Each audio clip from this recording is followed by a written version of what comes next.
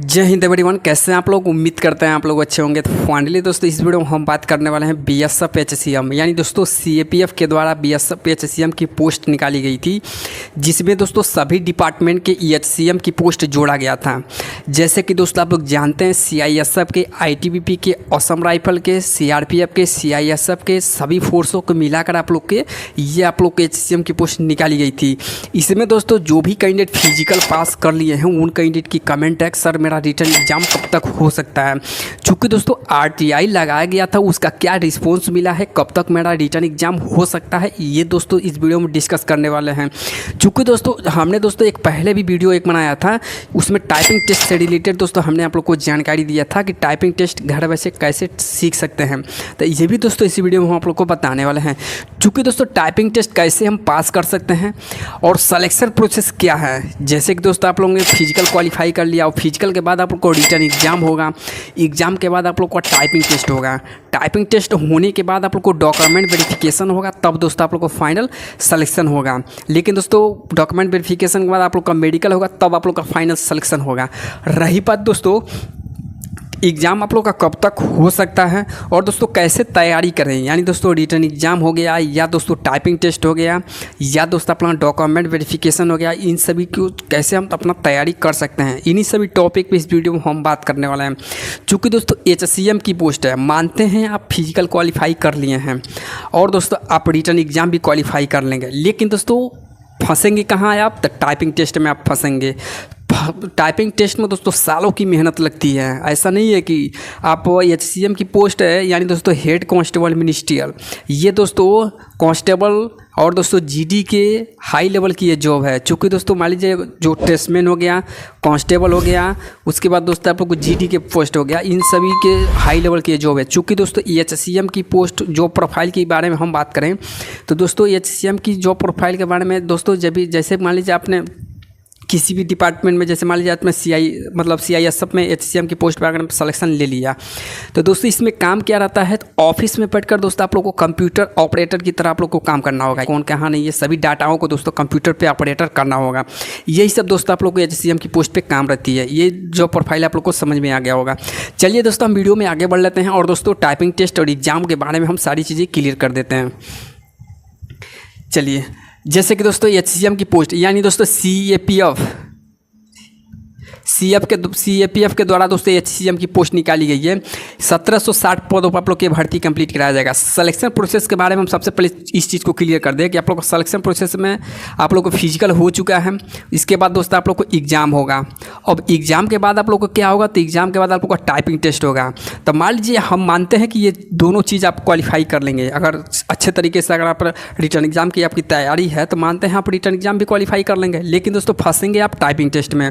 Typing test के main मकसद ये है कि टाइपिंग टेस्ट आप लोग को सीखना कैसे है, कैसे कम समय में आप लोग टाइपिंग टेस्ट अपना बेहतरीन तरीके से सीख सकते हैं। आगे हम बात करेंगे, सारी चीज़ों पे बात करेंगे। बट दोस्तों सिलेक्शन प्रोसेस आप लोग को टाइपिंग टेस्ट के बाद आप लोग का क्या होगा, तो डीबी होगा यानी डॉक्यूमेंट वेरिफिकेशन होगा, तब दोस्तों आप लोग का मेडिकल होगा। ये चीज़ क्लियर है। तो दोस्तों सिलेक्शन प्रोसेस आप लोग को यही होने वाला है। लेकिन दोस्तों अब एक प्रोसेस आपने क्वालिफाई कर लिया यानी फिजिकल आप लोग को हो चुका है, बाकी दोस्तों आप लोग को अभी 3-4 स्टेप से गुजरना होगा।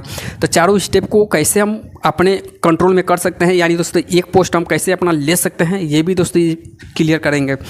ये चीज़ क्लियर हो गया। अब हम बात कर लेते हैं दोस्तों कि आप लोग को टाइपिंग टेस्ट कैसे होता है, इस चीज़ को क्लियर कर दे, फिर आगे हम आप लोग को एग्जाम डेट भी बताने वाले हैं। चूँकि आरटीआई लगाया गया था, क्या रिस्पॉन्स मिला है, सारी चीज़ें क्लियर करेंगे। टाइपिंग टेस्ट हम कैसे पास कर सकते हैं, देखिए अपने मानते हैं कि आप टाइपिंग टेस्ट के लिए, जैसे कि आप लोग जानते हैं ये कीबोर्ड हो गया, जो कि अपने सिस्टम का हम कीबोर्ड दिखा रहा है, ये कीबोर्ड हो गया। कीबोर्ड में आप लोग को जो भी चीज़ें आप लोग को ये बटन दिख रहा है, हर एक बटन के बारे में आपको नॉलेज होना चाहिए। चूँकि टाइपिंग टेस्ट के लिए जैसे मान लीजिए बैक स्पेस कहाँ से लगेगा, कामा कहाँ से लगेगा, क्वेश्चन मार्क्स कहाँ से लगेगा, लेस देन कहाँ से लगेगा, ये सारी चीज़ें आप लोग को समझना जरूरी है।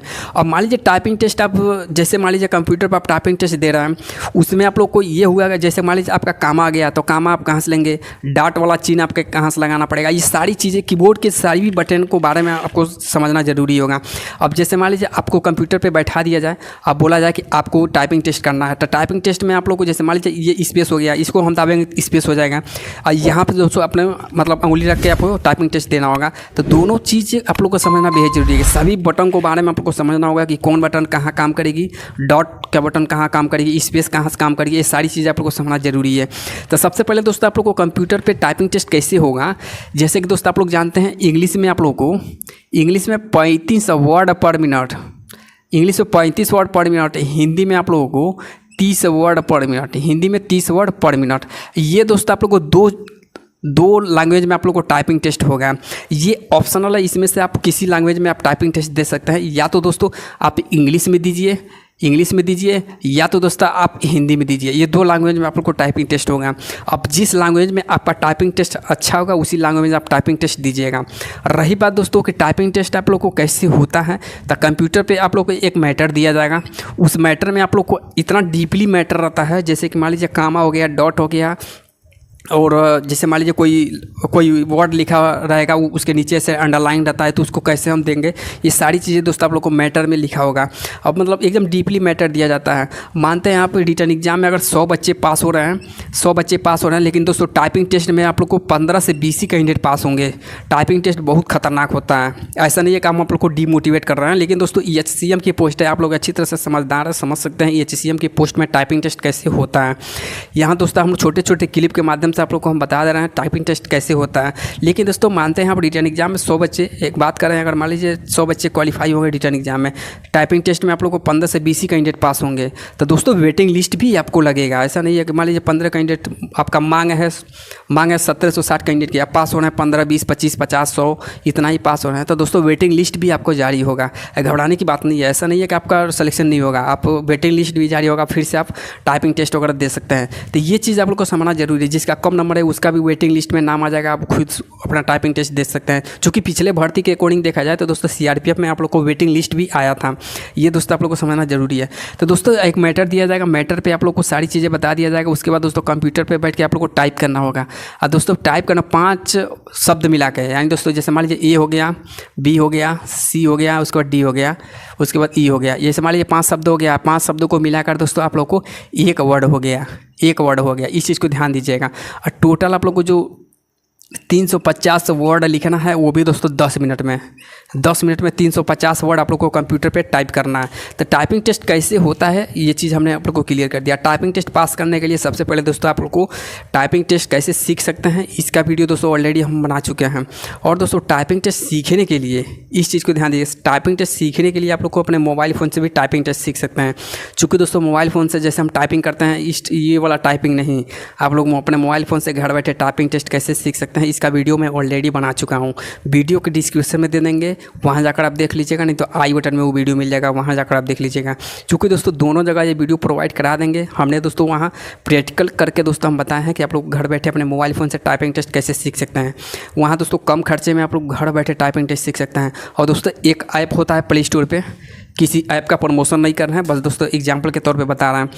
ये एक ऐप होता है जैसे मान लीजिए टाइपिंग मास्टर, यानी दोस्तों एक ऐप है प्ले स्टोर पे, आप लोग को टाइपिंग मास्टर के नाम से उस ऐप को डाउनलोड कर लीजिएगा। बाकी दोस्तों अपना एक कीबोर्ड खरीद लीजिएगा, OTG लगाकर अपना टाइपिंग टेस्ट घर बैठे ही सीख सकते हैं। वहाँ दोस्तों हमने प्रैक्टिकली समझाया है, वहाँ जाकर आप वीडियो मेरा देख लीजिएगा, वीडियो के डिस्क्रिप्शन में वो लिंक मिल जाएगा।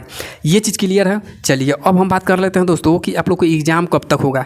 देखिए दोस्तों RTI लगाया गया था, लेकिन दोस्तों उसमें क्या रिस्पॉन्स मिला है, चूँकि दोस्तों ये भर्ती CAPF के है, यानी दोस्तों CAPF के द्वारा आप लोग को भर्ती निकाली गई। यार रही बात दोस्तों कि ये कौन से इसका नोडल फोर्स कौन सा है, तो दोस्तों नोडल फोर्स आप लोग का BSF है, BSF नोडल फोर्स है। एग्जाम कब तक कंप्लीट कराएगी, तो ये चीज़ हम क्लियर कर दें अगस्त में, यानी दोस्तों आप लोग को जुलाई चल रहा है, अगस्त में आप लोगों को एग्ज़ाम होने की पूरी संभावना है। चूँकि दोस्तों RTI लगाएगा तो उसमें यही चीज़ है, यही देखने को मिला है कि आप लोग को अगस्त में अगस्त में आप लोग को रिटर्न एग्ज़ाम होगा।